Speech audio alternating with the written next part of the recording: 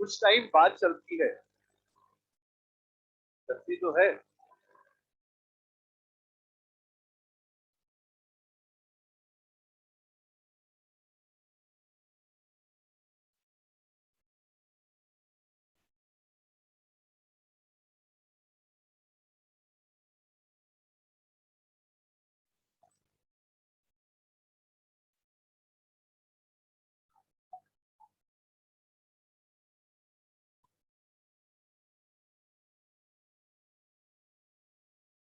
ठीक है, अरे बस बस यार।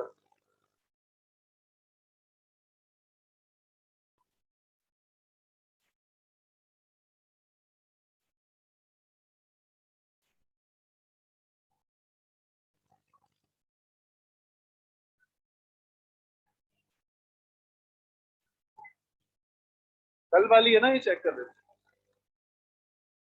कैसे एडजस्ट होता है बंदे भी।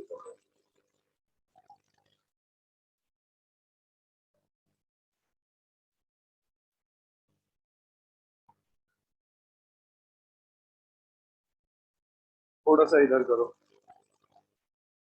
ठीक, ठीक है। क्लास तो चल रही है कल वाली।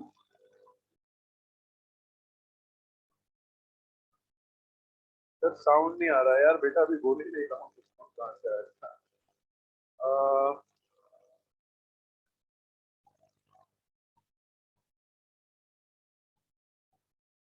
अह, ठीक है, तुम फोन बंद कर दो, अपने को लाइव इधर पढ़ना है, मतलब फोन से नहीं पढ़ना है ना, पता लगे ईयरफोन लगा के बैठे हैं मस्त।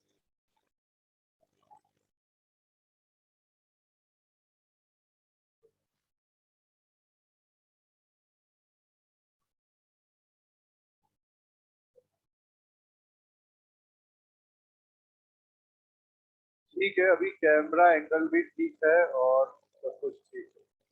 ठीक है, बस बस बस, बातें बंद। एक तो ये थोड़ा सा मॉड्यूल की कुछ बातचीत की अपनी, तो करना है डिस्कस या नहीं करना है? तो थोड़ा सा अपनी अपनी आवाजों को थोड़ा सा, और डाउट जो है वो पूछो। 17 तक आई गेस डिस्कस हो चुका है कुछ। ठीक है, कुछ भी डिस्कस नहीं हुआ है।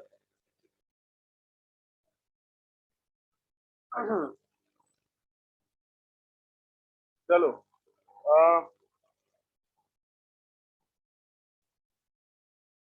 1 से 13,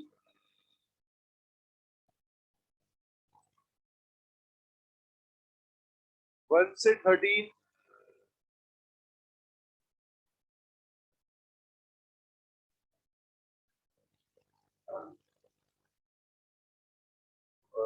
तुम इसी बैच के हो? हाँ,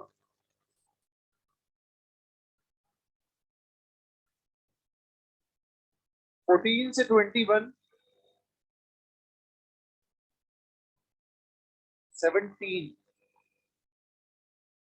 17 बता रहा हूँ पहले। if nitrogen if nitrogen in nitrogen, if mass attributed to electron व डबल, इलेक्ट्रॉन के मास को डबल कर दिया, कोई फर्क नहीं पड़ता। फिर बोला है mass of proton is half. देखो नाइट्रोजन है, तो इसके अंदर प्रोटॉन कितने हैं? 7, और इसके मास को हाफ कर दिया, तो अब नया मास कितना हो गया? 3.5। न्यूट्रॉन का क्या किया है? कुछ भी नहीं। इसका मतलब न्यूट्रॉन का 7 था, अभी भी 7 है, ऐड किया 11.5, 10.5। और परसेंटेज चेंज पूछा है, तो परसेंटेज चेंज नाइट्रोजन का 14 होता है, 10.5 आ गया, कितने का चेंज आया? 3.5 का, डिवाइडेड बाय 14 इंटू 100। कम हो गया मास, पहले 14 था, अब 10.5, तो बोलेंगे रिड्यूस, शायद 25% आ जाएगा। 18, 19, 20, 20, 21, multiplication of electron velocity and radius 21। ये है यार FVR is equal to NH by 2 pi multiplication of electron velocity and radius। ये is inversely proportional to radius, is inversely proportional to mass। बस यही था। 22, 23, 24, 25 up to 31। नहीं ठीक है, up to 36,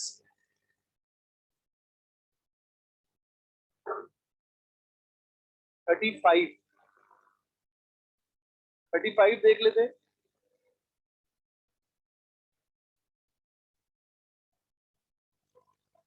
Potential energy is -27.2 in second orbit of He plus। ये पहली line ना ऐसी ऐसी बोल दी, बोला है calculate double of total energy in first excited state. First excited state मतलब कौन सा ऑर्बिट? Second orbit. हाइड्रोजन के सेकंड ऑर्बिट में एनर्जी कितनी होती है? -3.4। वो बोल रहा है इसका डबल बताओ, तो -6.8। ये ग्राफ वाला जो पूछ रहा है यार -13.6 Z square by n square, तो बन जाएगा आराम से ग्राफ। इसमें क्या पता है मतलब माइनस प्रोपोर्शनलिटी को देख लो, उसकी वजह से हो सकता है गड़बड़ हो रही है। 37, 38, 38 ठीक है ठीक है। Maximum frequency of emission is obtained from the transition या for the transition।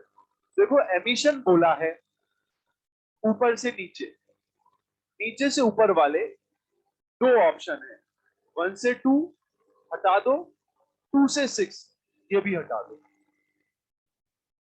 एमिशन बोला है तो ऊपर से नीचे वाले रहेंगे, नीचे से ऊपर वाले ऑप्शन हटा दो, तो थर्ड और फोर्थ नहीं होगा।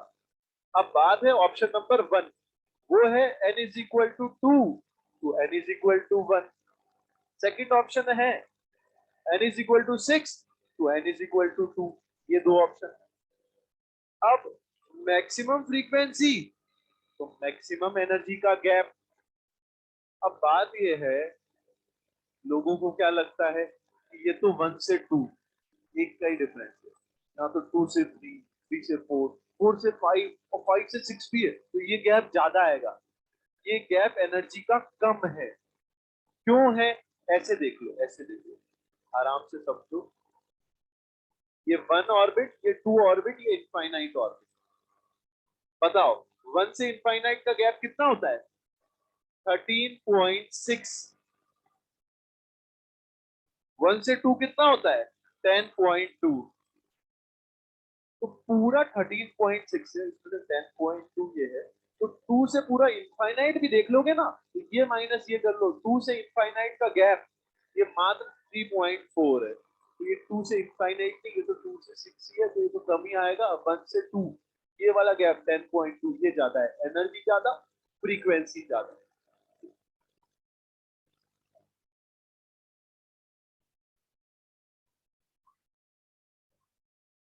क्या बोल रहे हो? हिंदी में बोलो। हाँ हाँ बोलो।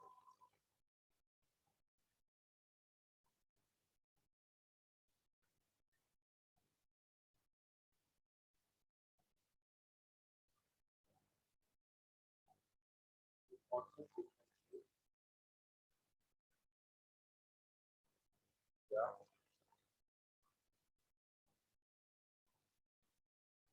वो फ्रीक्वेंसी ऑफ रिवॉल्यूशन है, इलेक्ट्रॉन के घूमने का फ्रीक्वेंसी है। ये फोटोन जो ऊपर से नीचे या नीचे से ऊपर आ रहा है ना, वो फ्रीक्वेंसी है। ठीक है ठीक है। 39, 40, up to 45, up to 45. क्या बोल रहे हो? 42. द रेडिएशन ऑफ, ये अभी अगर तुमने ये सुना होगा ना तो लगभग ऐसा ही है। The radiation of low frequency will be emitted इन, वापस से लो फ्रीक्वेंसी और एमिटेड बोला है। एमिटेड मतलब ऊपर से नीचे, तो नीचे से ऊपर वाले ऑप्शन हटा दो, फर्स्ट ऑप्शन हटा दो, सेकंड हटा दो, थर्ड और फोर्थ में से देखो। तो लो फ्रीक्वेंसी, लो एनर्जी, 5 से 2 का गैप, 1 आ गया तो वो गैप तो सबसे बड़ा होगा। 44, 43, 44, 45, 46, 47, 48, 48। देखो अपन ने प्रोपोर्शनलिटी लिखी भी थी, और नहीं तो तुम ऐसे देख लो 48 के अंदर टोटल एनर्जी का फॉर्मूला क्या होता है? -13.6 into Z square by n square. और हमें पता है total energy is equal to minus kinetic energy. तो काइनेटिक एनर्जी का फॉर्मूला क्या बन जाएगा? ये मैं डायरेक्ट काइनेटिक एनर्जी का ही लिख देता हूँ। Kinetic energy is equal to +13.6 into Z square by n square.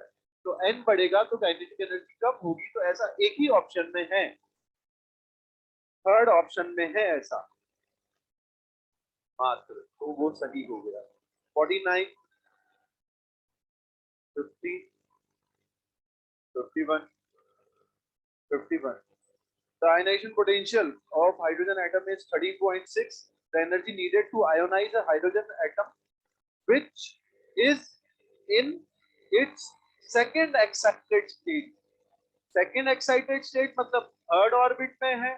Third orbit में एनर्जी -1.51 होती है, इसको जीरो बनाना है, +1.51।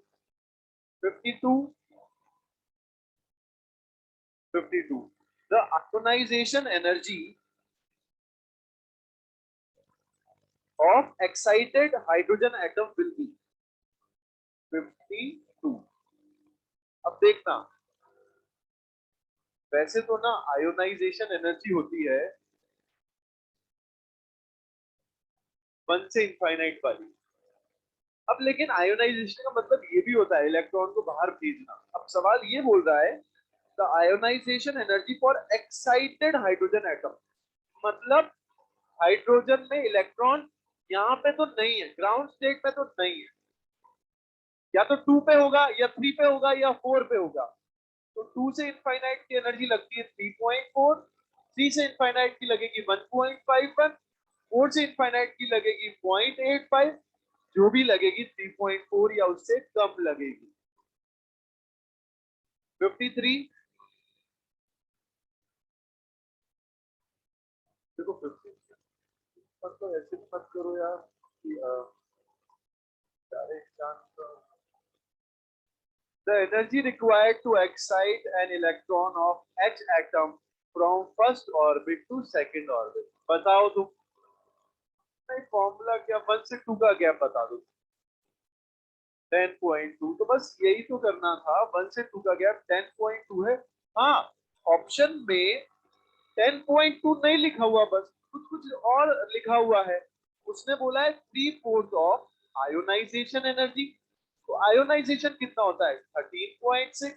ये सॉल्व करके 10.2 ही तो आ गया, इतना बड़ा काम करना था। 54, ये भी पूछना है।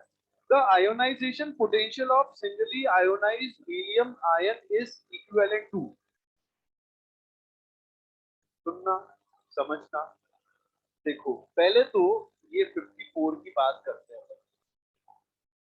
आयोनाइजेशन एनर्जी हीलियम की बतानी है, हाइड्रोजन की बोलो 13.6 इंटू जेड स्क्वायर 4, ये आयोनाइजेशन एनर्जी है, ठीक है। अब फर्स्ट ऑर्बिट पे एनर्जी बोलो -13.6 इंटू 4। अब काइनेटिक एनर्जी बोलो माइनस ऑफ टोटल एनर्जी, तो काइनेटिक एनर्जी वापस से वही तो आ गई +13.6 इंटू 4।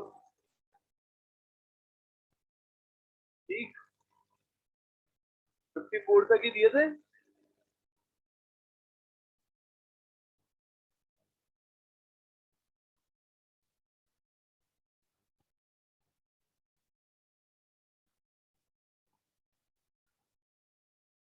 हाँ, अपन ने लास्ट क्वेश्चन कौन सा किया था, 3:1 वाला, और नहीं किया कुछ।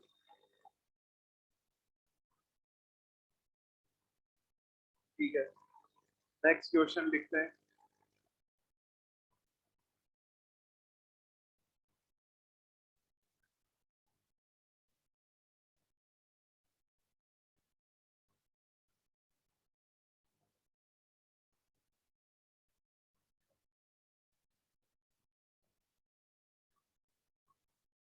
The second excitation energy of H is X.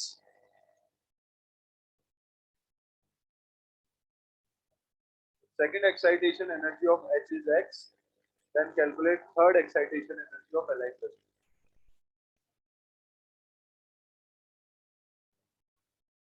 The second excitation energy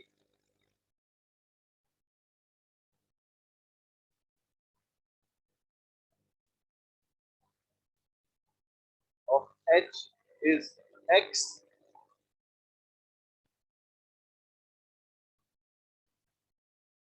Then third excitation energy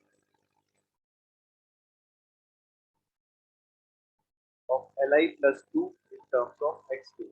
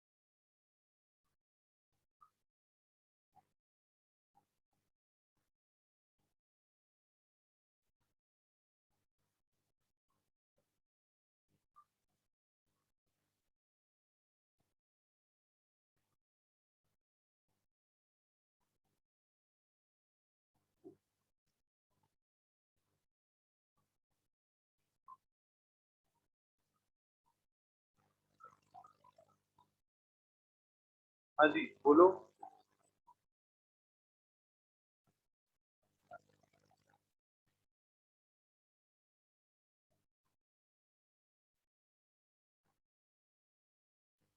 बोलो बोलो। सब प्यारा आंसर नहीं है। हाँ हाँ, ये बोला जैसे मैंने बोला वैसे किसी ने बोला। बोलो बोलो।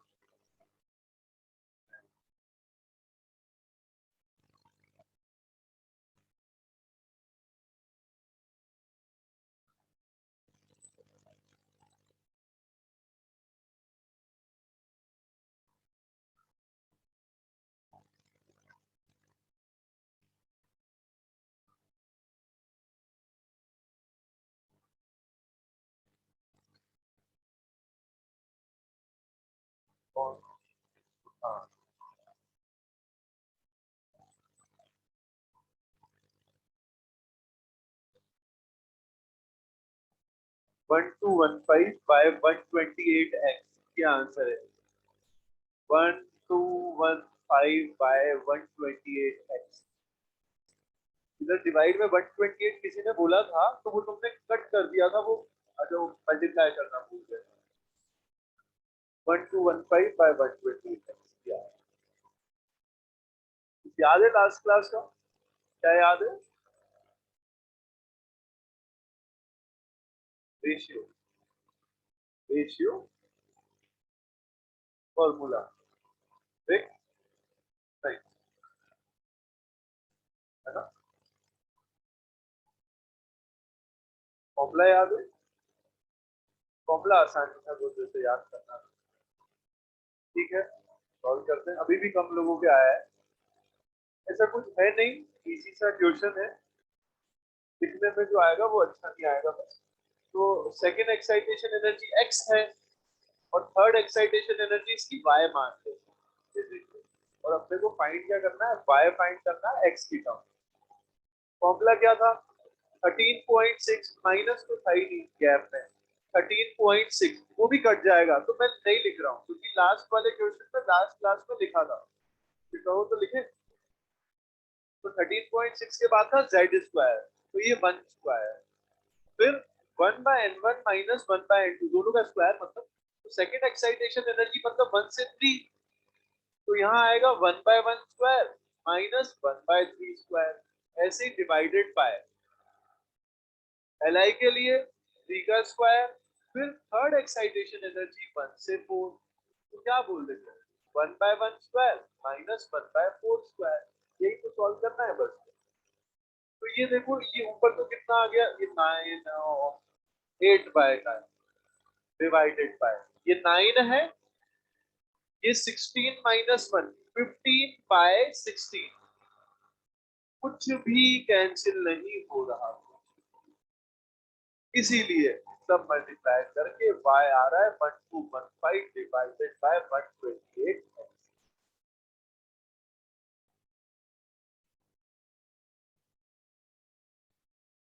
ठीक है,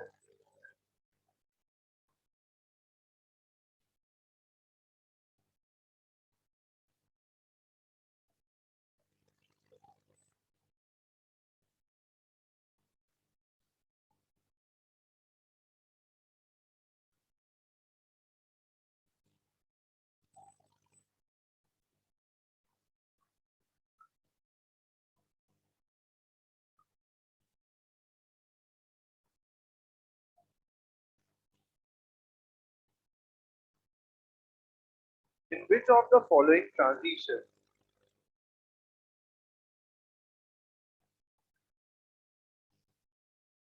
photon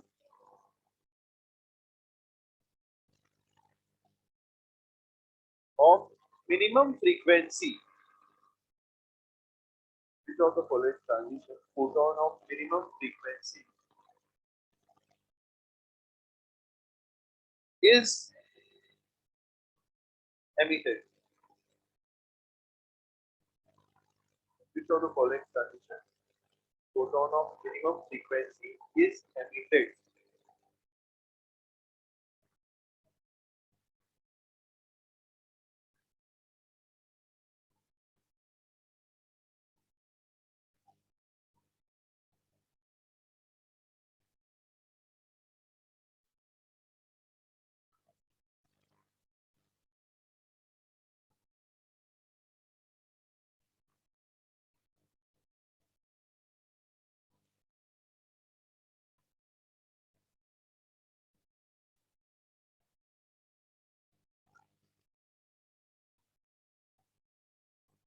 बोलो E,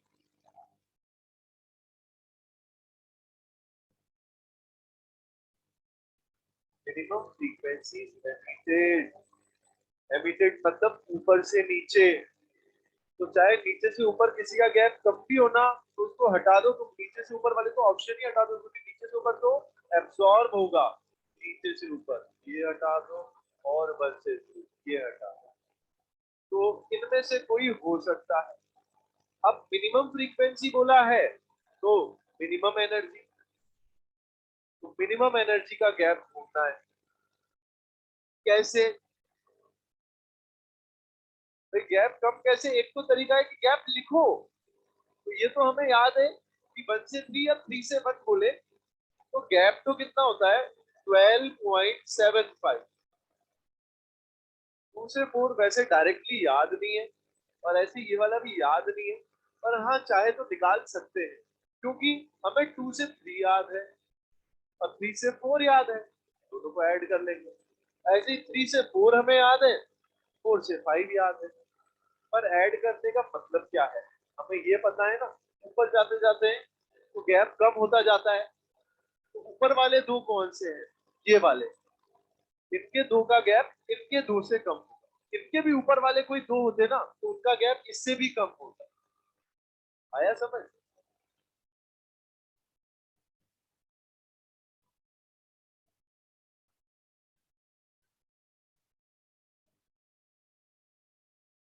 नेक्स्ट टॉपिक पे आते हैं, spectrum.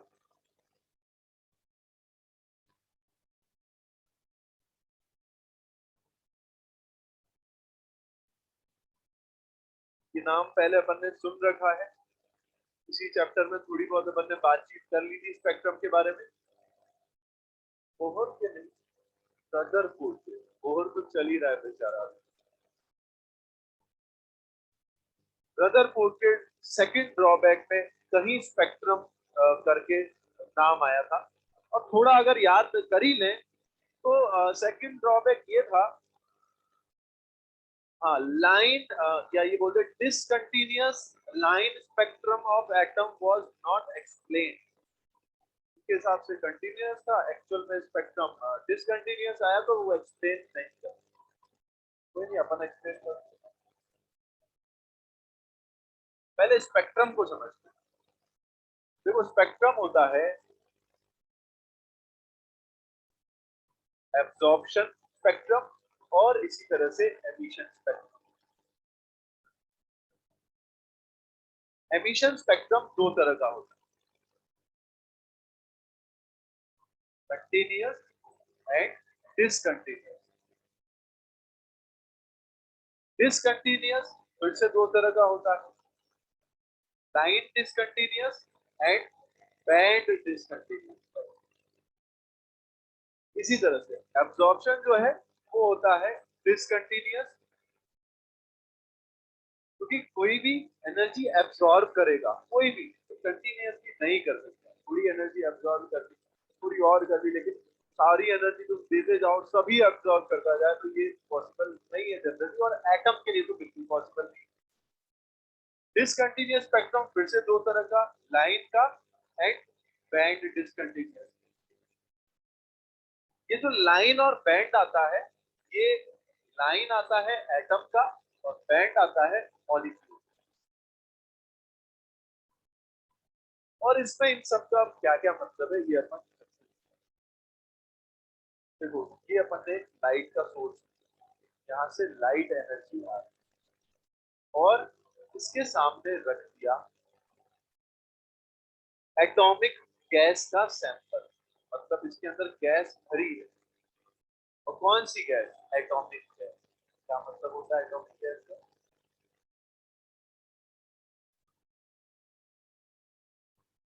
H gas. H gas, ये एटॉमिक गैस हुई ना, H2, ये मॉलिक्यूल हो गया। एटॉमिक गैस मतलब इसे एच गैस ये भरा है, क्योंकि अपने को एटम से मतलब एटॉमिक स्ट्रक्चर। तो इसके अंदर एटॉमिक गैस भरी है, लाइट एनर्जी दी, एब्जॉर्ब होगी कुछ एनर्जी। कौन एब्जॉर्ब करेगा? एटम के अंदर बैठे हुए इलेक्ट्रॉन। क्योंकि इलेक्ट्रॉन की स्टेबल स्टेट कौन सी है? Ground state. तो अभी वो ग्राउंड स्टेट पे बैठे हैं, n इज इक्वल टू 1 पे बैठे हैं। हमने लाइट एनर्जी दी, लाइट के अंदर फोटोन है, तो उसको जो फोटोन पसंद आएगा वो एब्जॉर्ब कर लेगा, और एब्जॉर्ब करके एक्साइटेड स्टेट में चला जाएगा। हो सकता है 1 से 2 चल जाए, 1 से 3 चल जाए, 1 से 4 चल जाए, कहीं चल जाए। तो यहाँ पे इसमें से कुछ एनर्जी एब्जॉर्ब हो गई और वो करी इलेक्ट्रॉन। बची हुई एनर्जी ये रही। इस बची हुई एनर्जी को प्रिज्म से पास किया, और प्रिज्म से पास करने पे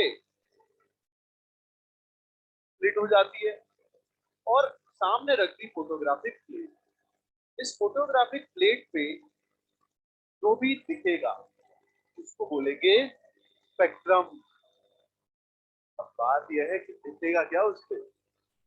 देखो, यहाँ से लाइट आई, कुछ एनर्जी एब्सॉर्ब हो गई, वो जो एब्सॉर्ब हो गई वो यहाँ पे है या नहीं है? नहीं। वो यहाँ नहीं है, वो यहाँ नहीं है, यहाँ नहीं है तो यहाँ नहीं है, यहाँ नहीं है, वो एनर्जी एब्सॉर्ब हो गई ना, तो वो यहाँ नहीं दिखेगी। लेकिन जो एब्सॉर्ब नहीं हुई वो यहाँ पे दिखेगी। जो एब्सॉर्ब हो गई उसकी जगह पे यहाँ पे दिखेगी डार्क लाइट। ये गायब है, ये गायब है, ये गायब है, ये गायब है। अब ये रैंडमली गायब नहीं है, मैंने बोला था ना जो एटम को पसंद आएगा वो प्रोटॉन लेके एब्जॉर्ब करके ऊपर चल जाएगा। मतलब अब हाइड्रोजन ग्राउंड स्टेट पे इलेक्ट्रॉन बैठा है तो वो 10.2 वाला लेगा ना और फर्स्ट एक्साइटेड स्टेट पे चला जाएगा। अगर 10.2 नहीं लेगा तो डायरेक्ट अब नंबर है 12.09 का, फिर उसके बाद 12.75 का, फिर इस तरह से ये गायब है। तो ये रैंडमली गायब नहीं है, उसके गैप के अनुसार गायब है। बताओ 10.1 वाला गायब होगा क्या? 10.2 के जस्ट बगल में 10.1 वाला होगा, इसलिए वहां पे ब्राइट, ये जो व्हाइट है ना, ये खाली नहीं है, ये ब्राइट है। 10.3 वाला भी प्रेजेंट है, 10.2 वाला गायब है। 10.2 के बाद लाइन से सब प्रेजेंट है, फिर डायरेक्ट 12.09 वाला गायब है। ये वो लाइन गायब है जो एनर्जी के गैप है हाइड्रोजन के अंदर। तो इसको इस तरह से बोलते हैं। और तुम्हें ये डाउट ना आए सबने फैन चलाया है इसका मतलब यहाँ पे कुछ है, तो फैन चलाया है ना यहीं पे ही डार्क है, यहाँ कुछ नहीं। जहाँ फैन नहीं चलाया है ना वहीं पे ब्राइट है। अब ये तुम्हारे समझ आए जो मैं लिख रहा हूँ, इसको बोलते हैं dark line on bright on bright spectrum. Dark line on bright spectrum, इससे ये फील आता है कि ज्यादातर स्पेक्ट्रम डार्क या ब्राइट है। ऑन ब्राइट स्पेक्ट्रम बोला ना तो ज्यादातर ब्राइट है, वहां पे कुछ कुछ डार्क लाइट। ठीक। अच्छा, इसको कौन सा स्पेक्ट्रम बोलेंगे इनमें से? एब्जॉर्प्शन हो रहा है या एमिशन? अच्छा, कंटिन्यूअस हो रहा है या डिसकंटिन्यूअस? लाइन हो रहा है या बैंड? इसको इस तरह से बोलेंगे लाइन, ऐसे बोल देते ना, discontinuous. Discontinuous line absorption spectrum.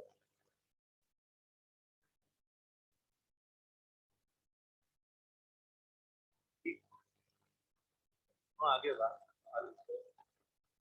इसने एनर्जी एब्जॉर्ब कर ली। अब मैंने लाइट का सोर्स हटा दिया। अब यही सैंपल वापस से रखा हुआ है, यही सैंपल है, बस दोबारा बना रहा हूँ, यही सैंपल। हाँ, बस इस सैंपल को अब बोलेंगे, कैसे चलते हैं, जादू चल रहा है क्या? Excited sample. ये सेम सैंपल है। एक्साइटेड सैंपल क्यों बोला है? क्योंकि इलेक्ट्रॉन किसी ऊंचे ऑर्बिट पे जाके बैठे हुए हैं, किसी एक्साइटेड स्टेट पे बैठे हुए हैं, क्योंकि उन्होंने पहले एनर्जी एब्जॉर्ब कर ली। अब लाइट हटा ली, अब लाइट सोर्स नहीं डाल रहे हैं इस पे। अब ये खुद एक्साइटेड सैंपल है। अब होता ये ग्राउंड स्टेट, स्टेबल स्टेट, वो एक्साइट तो हो गए, अब डी एक्साइट हो गए। डी एक्साइट होंगे तो नीचे वाले ऑर्बिट पे आएंगे, नीचे वाले ऑर्बिट पे आएंगे तो एनर्जी एमिट करेंगे। ये एनर्जी एमिट करेंगे, ये मैंने एनर्जी नहीं, ये एक्साइटेड ने डी एक्साइट होके एनर्जी बाहर निकाली। वापस से मैंने लाइट का सोर्स नहीं डाला, प्रिज्म से पास कराई। प्रिज्म ने इसको वापस से स्प्लिट किया, वापस से फोटोग्राफिक प्लेट पे देखा और इस प्लेट को सीधा करा। क्या दिखेगा इस प्लेट? ज्यादा डार्क या ज्यादा ब्राइट?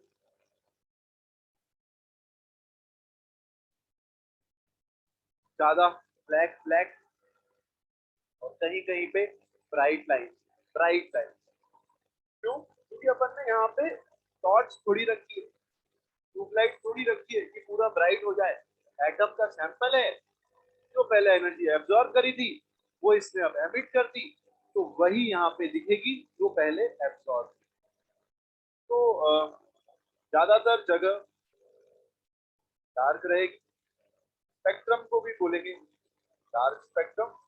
और हाँ, कहीं कहीं पे बीच बीच में ब्राइट लाइंस रहेगी।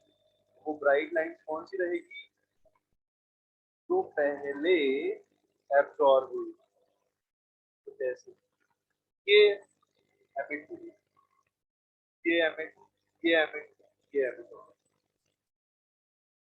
तुम ऐसे मत बना लेना पेन से और ऐसे ऐसे, अब वापस से जहां पेन मैंने चलाया है वहां कुछ नहीं है, डार्क है। जहां नहीं है वहां पे ब्राइट लाइन है, इसलिए अपन लिख भी देते हैं। बताओ क्या लिखेंगे? Bright line on dark spectrum. और बताओ नीचे क्या लिखेंगे? This continuous line emission spectrum.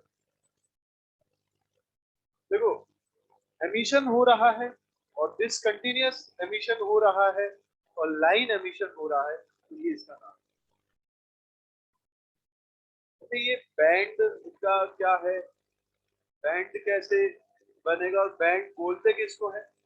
ये एक लाइन गायब है ना, एक गैप गायब, गैप 10.1 10.2 10.2 सिर्फ गैप गायब हो तो लाइन नहीं होगी, ये थोड़ा सा ऐसा चौड़ी लाइन दिखेगी, उसको बोलेंगे बैंड। वो आता है मॉलिक्यूल के लिए, पर हम लोग तो मॉलिक्यूल के बारे में बातचीत करनी ही नहीं। हाँ, बैंड स्पेक्ट्रम मॉलिक्यूल के लिए आएगा, इतना पता है तो ये बहुत अपने को एटम से लेना और देना है। इन दोनों को अगर कंबाइन कर दें, इन दोनों को ऐसे कर दें, एक के ऊपर एक रख दें,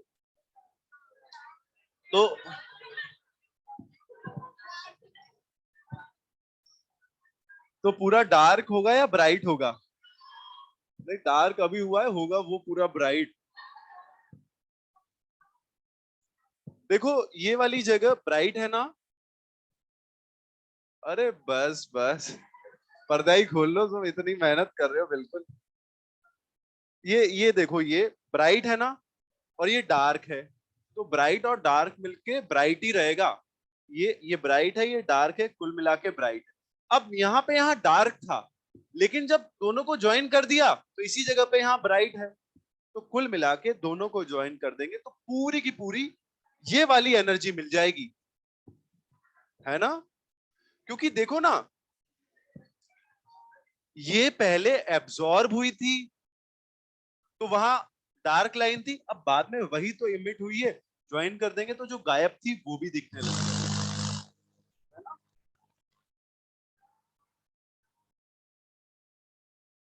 बिल्कुल, ये तो उस पर राइमिंग पे ही चल रहा है। अच्छा, और बात कर लेते हैं। चलो लिख लो, बात करेंगे तो फिर लाइट चली जाएगी।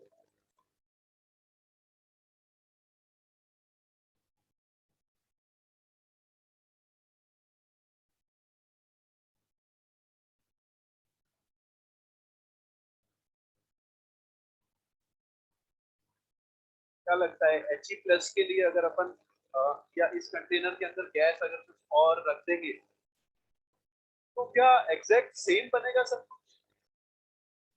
तो सेम नहीं बनेगा, क्योंकि किसी और गैस के लिए ये वाले गैप सेम नहीं होंगे। 10.2 12.09 12.75 ये सिर्फ हाइड्रोजन के, किसी और के लिए कोई और एनर्जी वाला फोटोन एब्सॉर्ब।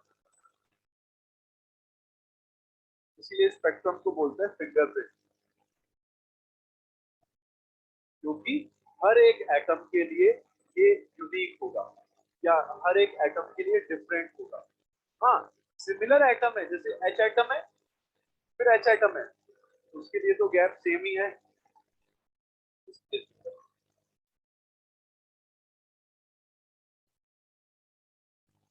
और फिर बनाते बनाते यही सोचना कि क्या किसी दो अलग अलग चीजों के लिए, एटम के लिए, मॉलिक्यूल के लिए, क्या स्पेक्ट्रम में number of lines, number of lines ये सिमिलर आ सकती है क्या? हाँ, तो कब?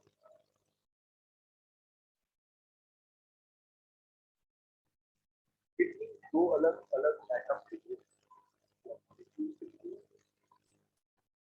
Number of lines, number of lines ये स्पेक्ट्रम लाइंस ये सिमिलर आ सकती है। नंबर ऑफ लाइन मतलब इधर 5 तो दूसरे भी 5, नंबर ऑफ लाइन बोला है मैंने, नंबर ऑफ लाइन।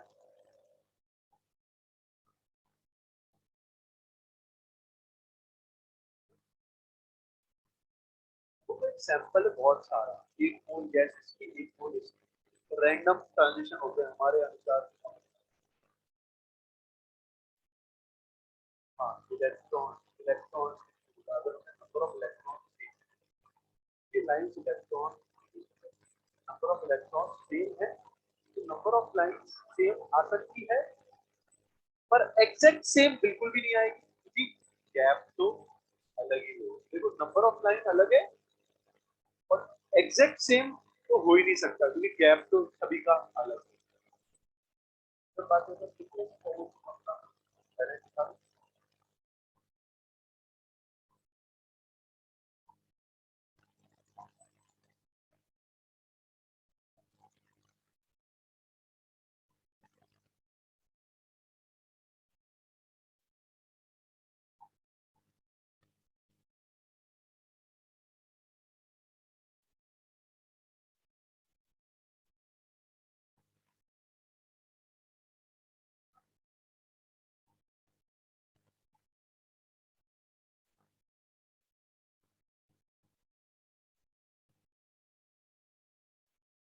ठीक है, लग गया।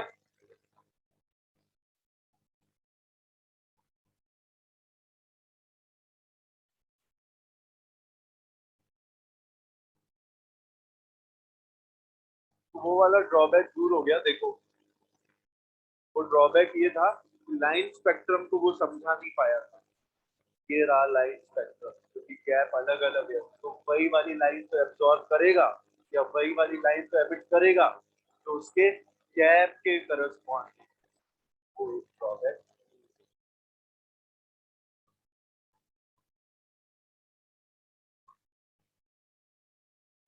2-3 पॉइंट्स है, तो लिख लो इनके बारे में। फर्स्ट पॉइंट,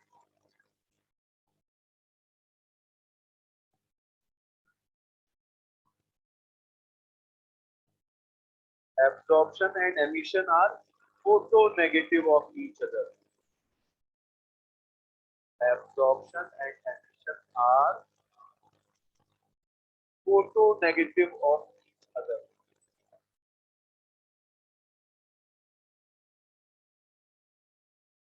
बोले तो उल्टे, यार नाम ही बता रहे हैं ना, फोटोनेगेटिव, एग्जैक्ट उल्टा। देखो यहाँ ब्राइट है, यहाँ डार्क है, यहाँ डार्क है, यहाँ ब्राइट। अभी भी नहीं पता। Second, spectrum is fingerprint of element. Spectrum is fingerprint of element. समझ गए क्यों? सबके लिए अलग अलग होगा। साइंटिस्ट दूसरे नाम से कभी अपना ले गए सैटेलाइट, ले इधर उधर दूसरे प्लेनेट पे, वहां से उठा लाए कोई एलिमेंट, यही तो करते ना, एलिमेंट उठा के ले आए। अब उनको शक्ल देख के नहीं पता लगता ना कि ये एलिमेंट कौन सा है हर बार, तो उसका बनाते हैं स्पेक्ट्रम। अगर पहले वाले एलिमेंट में से किसी से मैच हो गया तो ठीक है, वरना फिर नया एलिमेंट मिल गया दूसरे प्लेनेट पे। तीसरा point,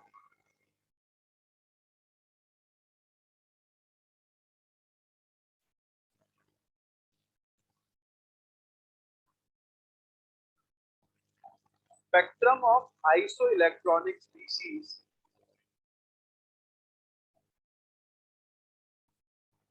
spectrum of isoelectronic species can be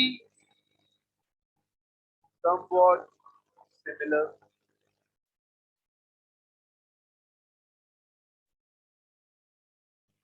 but it cannot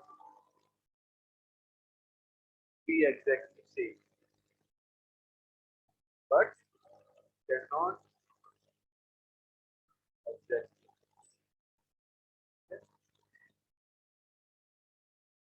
इतना ही था यहाँ जानने का। अब इसकी मदद से आगे अपनी बातें कंटिन्यू करते हैं। अभी तक अपन ने जो बातें करी आयोनाइजेशन में, एक्साइटेशन में और सेपरेशन में, याद करो तीनों में इलेक्ट्रॉन कहां से कहां गया था? From lower orbit to higher orbit. सुन लो यार, जो भी अभी अपन पढ़ चुके हैं, आयोनाइजेशन, एक्साइटेशन, सेपरेशन। आयोनाइजेशन में कहां से कहां जाता है? वन से इनफाइनाइट। एक्साइटेशन में कहां जाता है? वन से किसी एक्साइटेड स्टेट में, मतलब वन से टू, वन से थ्री, वन से फोर। सेपरेशन में कहां जाता है? किसी एक्साइटेड स्टेट से इनफाइनाइट, टू से इनफाइनाइट, थ्री से इनफाइनाइट, फोर से इनफाइनाइट। अभी तक बातें कर रहे हैं ऊपर जाना। अब अपन बातें करेंगे एमिशन, मतलब इलेक्ट्रॉन के ऊपर से नीचे आने।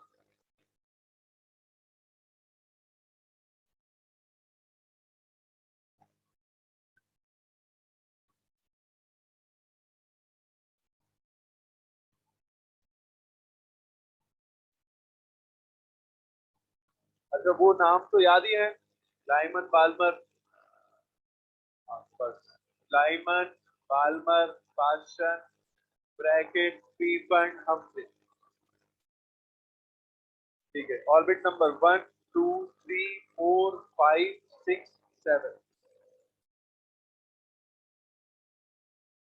कहीं से भी, अब अपन जो भी बातें कर रहे हैं ना, कहीं से भी मैं बोल रहा हूँ ना, तो ये कहीं से भी का मतलब ऊपर से ही है। ऊपर से कहीं से भी नीचे आना, तो ऊपर से कहीं से भी वन पे आना, वो लाइमन सीरीज।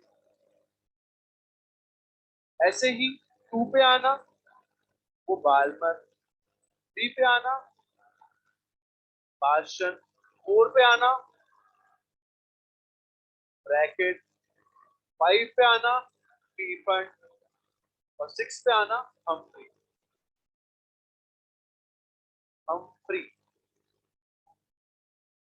तो जैसे लाइमन मतलब वन पे आना, अब कहां से वन पे आ सकता है? देखो, सेवन से वन,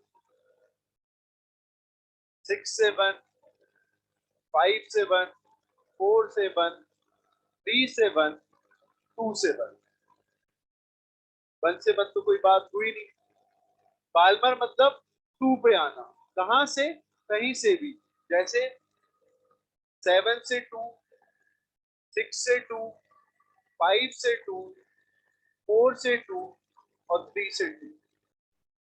नीचे से तो अपन जा ही नहीं सकते, क्योंकि अब जो भी अपन बातें कर रहे हैं वो एमिशन की कर रहे हैं। इसी तरह से पार्शन, सेवन से थ्री, सिक्स से थ्री, फोर से थ्री, फाइव से थ्री और फोर से। ब्रैकेट मतलब फोर पे आना, सेवन से फोर, सिक्स से फोर, फाइव से फोर। पीफंड मतलब फाइव पे आना, सेवन से फाइव, सिक्स से फाइव। हम्फ्री यहाँ पे सिर्फ सेवन से सिक्स। लाइमन को ही बोलते हैं अल्ट्रा वायलेट रीजन में, बाल्मर को बोलते हैं विजिबल, और बाकी सारे infrared, infrared, infrared and far infrared है। ये भी इंफ्रारेड, फार इंफ्रारेड, मतलब इंफ्रारेड की रेंज खत्म होने वाली है, तो फार हटा के इंफ्रारेड भी बोल सकते हैं। लाइमन की पहली लाइन कहां से कहां? पहली लाइन मतलब सबसे छोटी लाइन, सबसे पास की लाइन, सबसे नजदीक की लाइन, टू से वन। लास्ट लाइन इनफाइनाइट से वन। सेवन तो यहाँ दिख रहा है, लास्ट लाइन लाइमन की इनफाइनाइट से वन। बाल्मर की पहली लाइन थ्री से टू, लास्ट लाइन इनफाइनाइट से टू। किसी भी सीरीज की जो फर्स्ट लाइन होती है, स्टार्टिंग लाइन होती है, इनिशियल लाइन होती है, उस सीरीज में उसकी एनर्जी मिनिमम रहेगी या मैक्सिमम? अरे यार, पहली लाइन, लाइमन की पहली लाइन टू से वन है, सबसे छोटी लाइन है ये तो। क्या बोल रहे हो? एनर्जी, एनर्जी सब। अरे क्या मैक्सिमम? सुन तो लो दीदी। ये 2 से 1, ये सबसे छोटी लाइन है। 3 से 1 और बढ़ रही है, 4 से 1 और बढ़ रही है, इनफाइनाइट से 1 सबसे ज्यादा। तो सबसे पहली लाइन है वो सबसे छोटी लाइन है, उसकी एनर्जी सबसे कम है, एनर्जी मिनिमम, तो फ्रीक्वेंसी भी मिनिमम, तो वेवलेंथ मैक्सिमम। किसी भी सीरीज की जो लास्ट लाइन है उसके एक दो नाम और है, लिमिटिंग लाइन, ऐसे ही मार्जिनल लाइन। तो लास्ट लाइन मतलब इनफाइनाइट वाली, उसके लिए एनर्जी क्या होगी, मैक्सिमम, फ्रीक्वेंसी क्या होगी, मैक्सिमम, वेवलेंथ क्या होगी, मिनिमम। और ऐसे ही होता है किसी भी सीरीज की alpha line, beta line, gamma line. Alpha line मतलब उस सीरीज की फर्स्ट लाइन, बीटा लाइन मतलब उस सीरीज की सेकंड लाइन, गामा लाइन मतलब उस सीरीज की थर्ड लाइन। ठीक,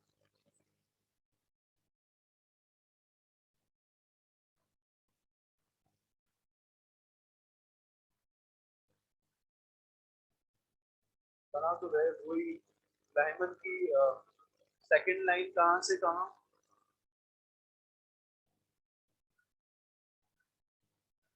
3 से 1।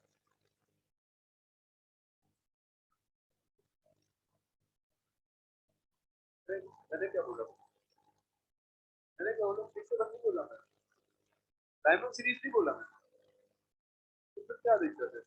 लाइमन की सेकंड लाइन ये 3 है, ये 1 है, ये लाइन है, और ये आर।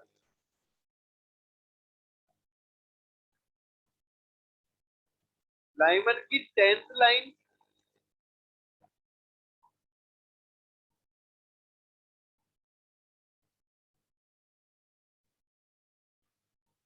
11 से 1, 11 से 1 बहुत देर लगी, कोई इनफाइनाइट बोल रहा है, कोई 9 बोल रहा है, कोई 10 ही बोल रहा है।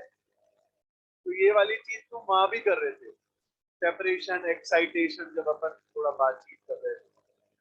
तो टाइम निकालो थोड़ा अपने बिजी जीवन में से, थोड़ा सा अपन सीख लेते हैं यहाँ पे।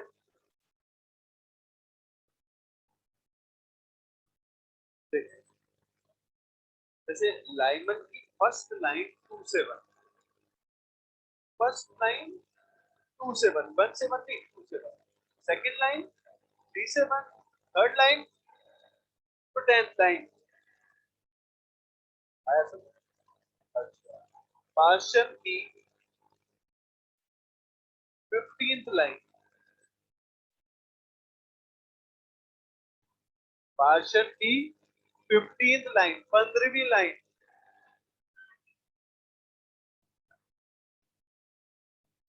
18 से 18 से। ये क्या हो रहा है, इसी को समझाने के लिए अब इधर देखना पड़ेगा, वक्त निकालना पड़ेगा। देखो थोड़ा सा क्या है लाइमन, मतलब ये जो Lyman, Balmer, Paschen, Brackett, Stephen, Humphrey ये है, यही इनके सीरीज नंबर है। बोले तो 1 2 3 4 5 6, ये इनके सीरीज नंबर है। लाइमन का सीरीज नंबर, बाल्मर का, इस तरह से। अब मैंने बोला लाइमन की 5वीं लाइन, तो एक तरीका तो है गिनो 1 2 3 4 5 और 6 से 1। अब दूसरा तरीका, लाइमन मतलब सीरीज नंबर कौन सा, लाइमन मतलब सीरीज नंबर 1। मैंने कौन सी लाइन बोला, ये रहा, फिर ऐड करो 6 से 1। मैंने बोला 10th लाइन लाइमन की 11 से 1। अब सुनना, जैसे मैं पार्शन पे आया, तो पार्शन का सीरीज नंबर 1 थोड़ी है, पार्शन मतलब 3 पे आना। मैंने बोला पार्शन की 5वीं लाइन, तो 8 से 3। पार्शन की 10th लाइन 13 से 3। हम्फ्री की 15th लाइन, तो हम्फ्री मतलब 6 पे आना। 15th लाइन बोला, इसमें 15 ऐड करो, 21 से 6 पे आना। ब्रैकेट की मैक्सिमम फ्रीक्वेंसी वाली line, maximum frequency, maximum energy, आखिरी लाइन इनफाइनाइट से 4। बाल्मर की गामा लाइन, बाल्मर मतलब 2 पे आना, गामा लाइन ये रहा 5 से 2। पार्शन की मिनिमम वेवलेंथ,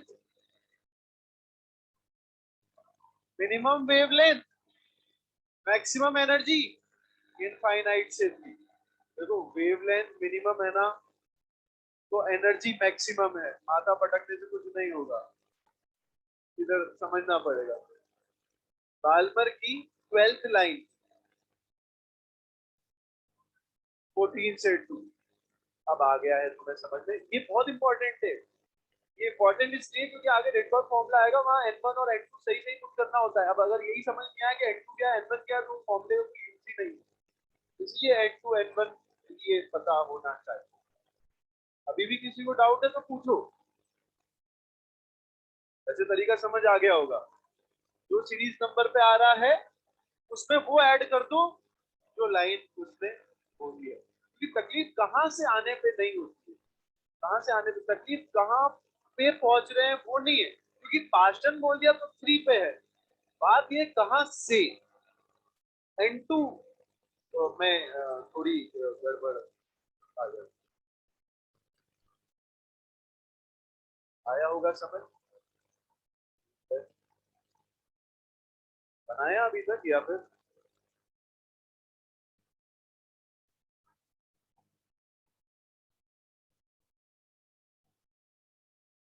अभी मैंने ऑर्बिट्स कितने बनाए हैं, इस 7 ऑर्बिट में लाइमन की लाइंस कितनी हैं?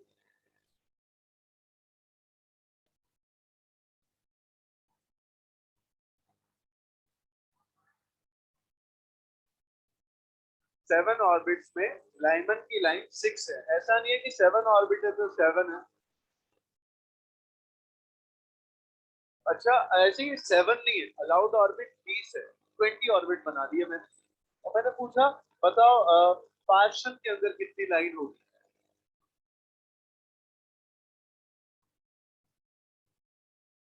17। ये भी निकालने का तरीका है, देखो number of lines in a series is equal to n2 minus series number.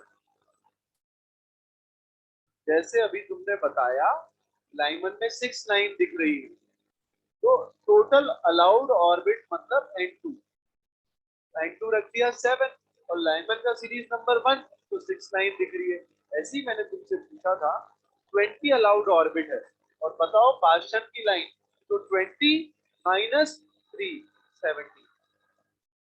आया समझ? टोटल अलाउड ऑर्बिट 10 है, हम 3 में कितनी लाइंस मिलेगी? 4। कोई पूछ भी लेना तो तुम बता देना कहां से कहां, कहां से कहां। 10 से 6, 9 से 6, 7 से 6, बस, क्योंकि 6 से 6 तो कोई मतलब ही नहीं होगा।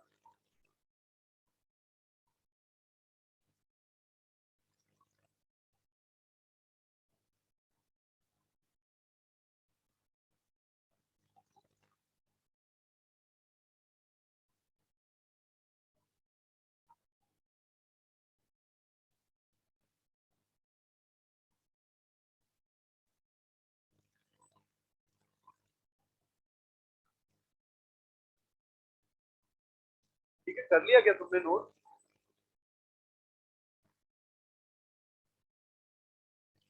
एक तो अब इम्पोर्टेंट बातें सीखनी है, वक्त निकालो थोड़ा सा,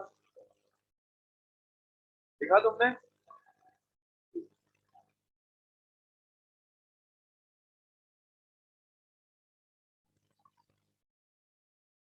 जब वापस से ये फॉर्मूला देख लो, लोग इस फॉर्मूले को 4-5 फॉर्मूले में तोड़ के लिख देते हैं कि लाइमन के लिए अलग लिखते हैं, number of lines in Lyman n2-1, Balmer के लिए n2-2, अच्छे पार्शन के लिए n2-3, तो अपन ने एक में ही लिख दिया। जिसके लिए भी लाइन पूछेगा n2 माइनस उसी का सीरीज नंबर। अब ये 1 2 3 4 ध्यान से समझना, 4 ऑर्बिट्स बनाए हैं मैंने। अगर इलेक्ट्रॉन को 1 से 4 पे जाना है, एक ही तरीका है। ऐसा नहीं कर सकता इलेक्ट्रॉन 1 से 2 पे जाए, फिर 2 से 3 पे जाए, 3 से 4 पे जाए। अगर उसको 4 पे जाना है, एक ही तरीका है, 1 से सीधा पहुंच जाए 4 पे। कारण फोटोन जैसे 1 से 2 एनर्जी दिया, कितनी 10.2।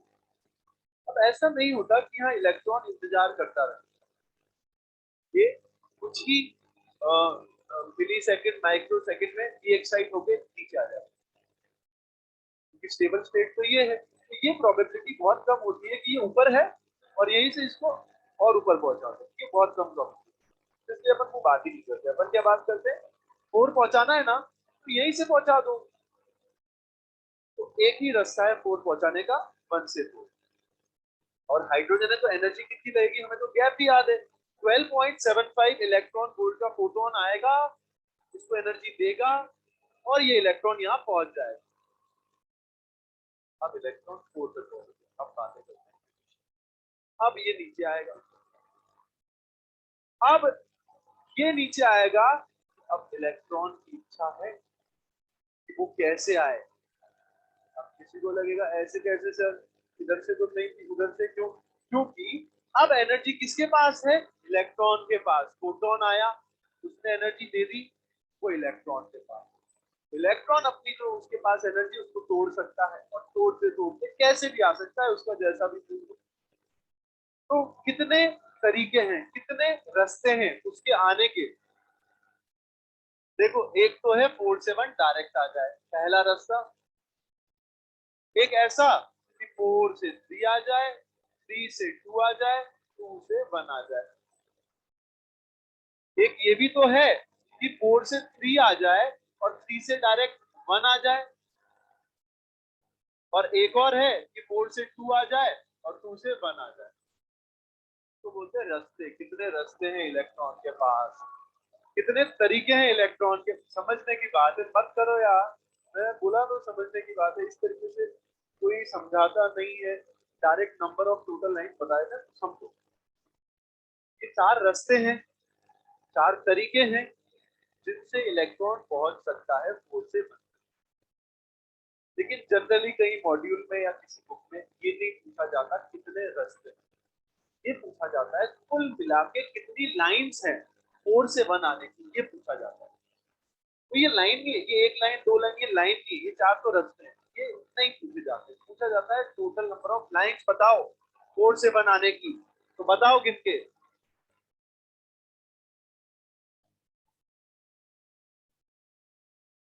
6 लाइन है, 6। गिनती सीखो। देखो ये फर्स्ट लाइन, ये सेकंड, ये थर्ड, ये फोर्थ, ये तो अभी तो काउंट करी थी, ये ऐसी तो लाइन हुई। तो ये फिफ्थ लाइन, ये सिक्स लाइन, और ये वाली लाइन तो ये काउंट करी थी। तो टोटल 6 लाइन से ये सवाल पूछा जाता है। 4 से 1 पे आ रहा है, find total number of emission line. Emission line, तो total lines, total emission line is equal to कितना आ गया, 6 आ गया।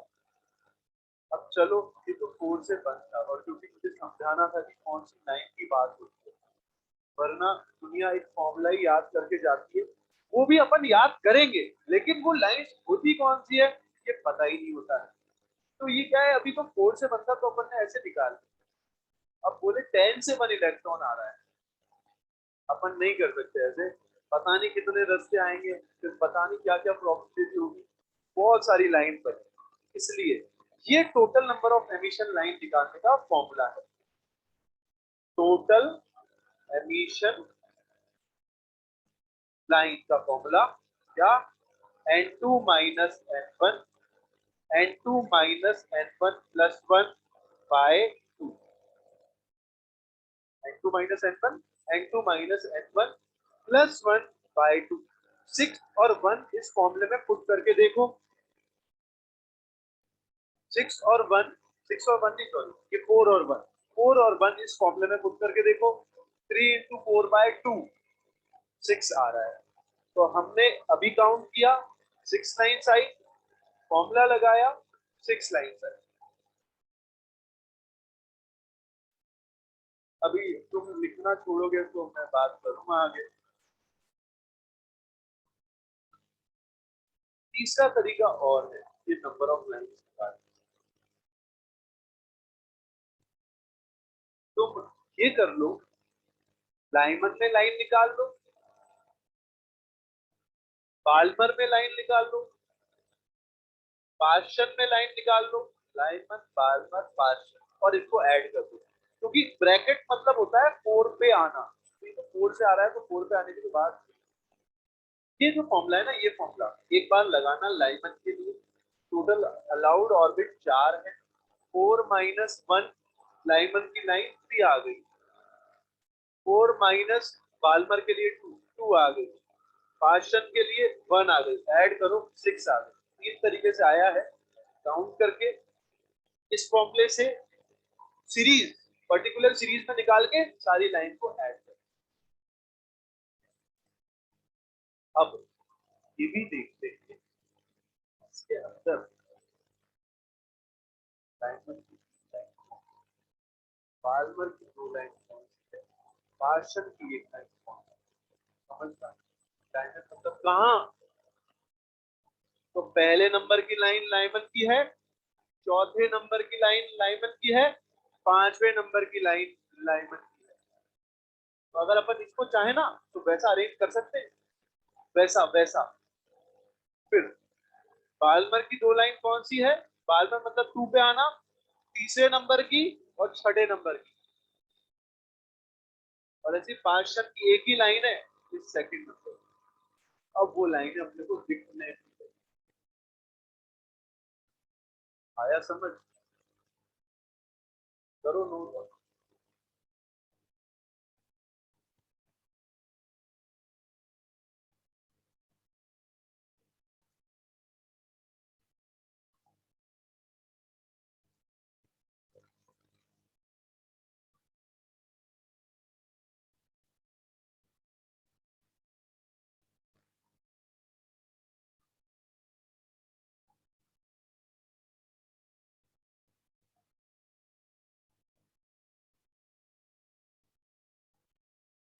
और सबसे इंपॉर्टेंट, 2 लाइनें बिल्कुल सही जगह पे लिख लेना जहां पे तुम्हें दिखे, अभी भी पढ़ना पलटो तो उस पढ़ने पे वही चीज तो क्या है मैं बोल रहा हूँ।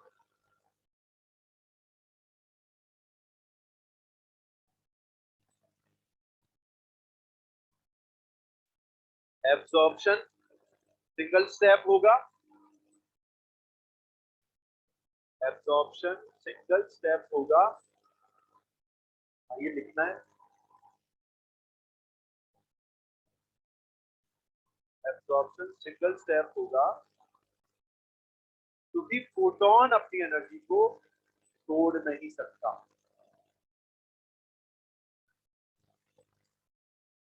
एब्जॉर्प्शन सिंगल स्टेप होगा क्योंकि फोटोन अपनी एनर्जी को तोड़ नहीं सकता।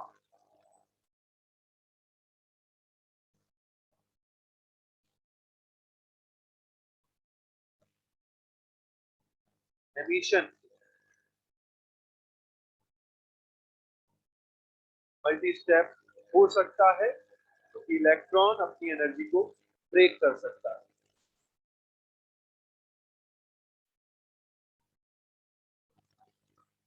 एमिशन मल्टी स्टेप हो सकता है क्योंकि इलेक्ट्रॉन अपनी एनर्जी को ब्रेक कर सकता है।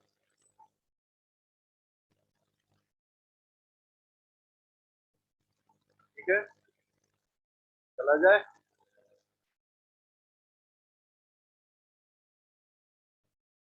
इसके क्वेश्चन करेंगे अपन नेक्स्ट क्लास में।